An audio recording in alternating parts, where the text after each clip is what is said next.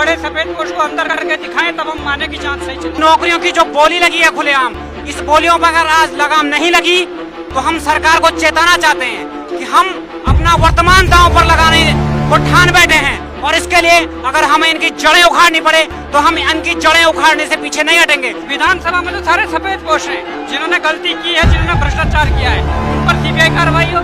ये गवर्नमेंट को एक चेतना रैली है कि गवर्नमेंट चेत जाए कि जो 22 वर्षों से जो ये भ्रष्टाचार हो रहा था, इस भ्रष्टाचार को साफ करने में वास्तव में भी धामी जी का सहयोग तो है, परंतु ये सहयोग तब तक बना रहता है जब तक यहाँ पर हर एक प्रत्येक व्यक्ति जो गलत है उन पर कार्रवाई होगी या नहीं होगी, ये जरूरी है। और हम चाहते हैं कि वो चीज डिपार्टमेंटल भ्रष्टाचार हो या ये सरकारी विभागों में जो भर्ती हो ये भ्रष्टाचार हो, जो भी भ्रष्टाचार है ये मांगे सब एक बैनर पर लड़ी जाएगी। और ये पूरा उत्तराखंड को इस देवभूमि को बचाने के लिए, भ्रष्टाचार की चुंगल से देवभूमि को बचाने के लिए। आज 22 वर्षों के उत्तराखंड में जो एक युवा वर्ग है, 18 वर्ष जो एक सामान्य उम्र होती है, किसी भी चीज को परिपक्व हम मानते हैं, तो 22 वर्ष का उत्तराखंड हो चुका है।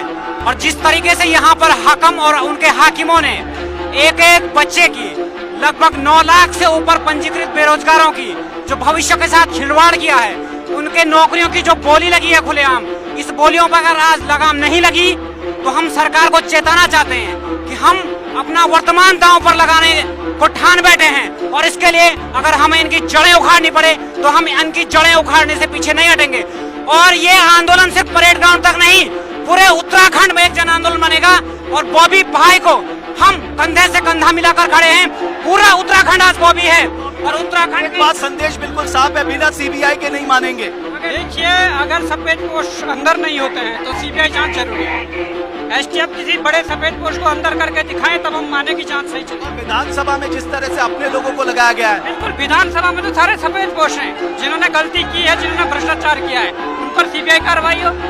और उन्हें इसके बाद क्या होने जा रहा है बॉबी भाई, जरा बताइए हमारे दर्शकों को। देखिए, इसके बाद ये साफ संदेश है कि ये परेड ग्राउंड से शुरू हुआ आंदोलन पूरे उत्तराखंड में इसे फैलाएंगे, और ये यहाँ तक सीमित न रहते हुए इसे जन आंदोलन बनाकर लड़ा जाएगा। अगर कोई चीज दिल्ली के क्षेत्र में होती है जहाँ पे बीजेपी रूल नहीं कर रही है, वहाँ पे ईडी सीबीआई एकदम से प्रभावी हो जाती है। लेकिन उत्तराखंड में तो डबल इंजन की सरकार है, तो मुझे लगता है कि अगर यहाँ पर ईडी और सीबीआई का इंटरवेंशन होता है तो चीजें पारदर्शी तरीके से होंगी। एसटीएफ का एक राज्य सूची का विषय है पुलिस, तो जो एसटीएफ है वो उस तरीके से जांच करेगी, लेकिन हाँ उसका क्षेत्र उतना विस्तार नहीं है। हाकम सिंह ने भी धांधलेबाजी करी है। यहाँ से पहाड़ से, कुमाऊं क्षेत्र से, गढ़वाल क्षेत्र से, यहाँ से कितने लोग पढ़ने आ रहे हैं, इतनी मेहनत कर रहे हैं। उनके माँ बाप दिन रात खेतों में काम करके अपने बच्चों को यहाँ पर पढ़ा रहे हैं, खून पसीना एक करके। हमारे साथ के जितने छात्र पढ़ते थे, जिस कोचिंग श्री एजुकेशन से मैं पढ़ती हूँ, वहाँ के जो बच्चे थे पहाड़ से पढ़ने यहाँ पर आ रखे थे, उनके पेरेंट्स ने पैसे दिए थे पढ़ने के लिए, कहाँ से जुटा के पैसे उनको पढ़ने के लिए। जब उन्हें पता चला कि ये पेपर में धांधलेबाजी चल रही है, पता नहीं कितने लोगों ने 15 लाख, 1-1 लाख, 5-5 लाख, पता नहीं कितने लाख रुपए देकर पैसे के लेकर पेपर के बलबूते पर हाई पोजीशन ली है। कि 4 और 5 दिसंबर को जो स्नातक स्तरीय परीक्षा कराई गई, इस परीक्षा के होने से पहले ही ये डिसाइड हो चुका था कि किसका सिलेक्शन होना है, किसका सिलेक्शन नहीं होना है। तो जब इस परीक्षा की पारदर्शिता, गोपनीयता, शुचिता सब बाधित हो चुकी है, और माननीय मुख्यमंत्री जी ने इस चीज को बोला भी कि जिन परीक्षाओं में गड़बड़ी के साक्ष्य मिले हैं, हम उन परीक्षाओं को दोबारा से कराएंगे, छात्रों के साथ अन्याय नहीं करेंगे। तो पूर्व से भी ऐसे ही होता आ रहा है। तो हमारी एक ही मांग है, माननीय मुख्यमंत्री जी आप शेड्यूल कर दीजिए, आप आयोग से कहवा दीजिए कि हम आपके पेपरों को दोबारा से पारदर्शिता से कराएंगे। हम जय जयकारा लगा के चले जाएंगे, अपने पढ़ाई करने के लिए चले जाएंगे। बीच में ये भर्ती आई थी वीडियो की, 6 साल के बाद भर्तियाँ आती हैं, उसमें भी करप्शन कर देते हैं। ये कोई भी भर्ती 5-6 साल में आती है, आप देख लीजिए 5-6 साल में। अभी पटवारी ऐसा है, कोई भी 5-6 साल के बाद आया, उसमें भी करप्शन हुआ। और जो जब भर्तियाँ नहीं आती, ये मंत्री, नेतागण या उच्च अधिकारी अपने लोगों को तो बैकडोर के माध्यम से सचिवालय में लगा देते हैं, और हमारे लिए भर्तियाँ नहीं है। और जब भर्तियाँ आती है तो उसमें भी इतना करप्शन होता है।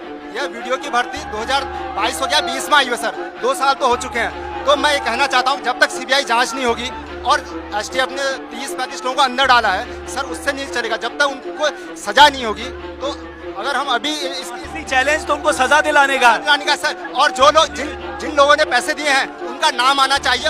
हर व्यक्ति को, हर इलाके में पता चलना चाहिए कि वहाँ से कौन से व्यक्तियों ने पैसे दिए हैं।